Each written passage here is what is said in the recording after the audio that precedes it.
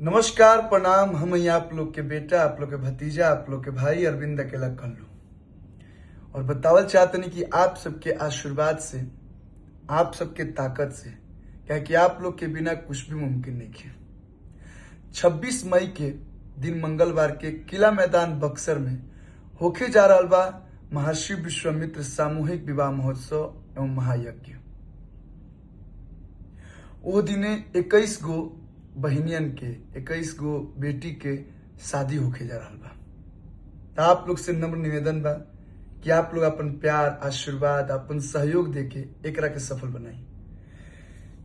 रउआ लोग के हम न्योता भेज रहा बानी।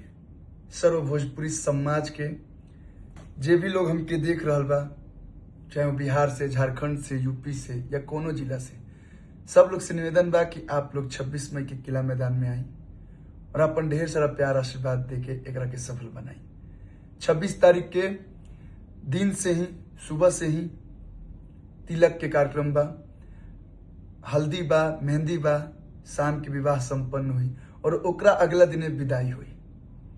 और एक बात और, हम कलाकार बनी तो शाम 6 बजे से सांस्कृतिक कार्यक्रम भी रखल हुई बा।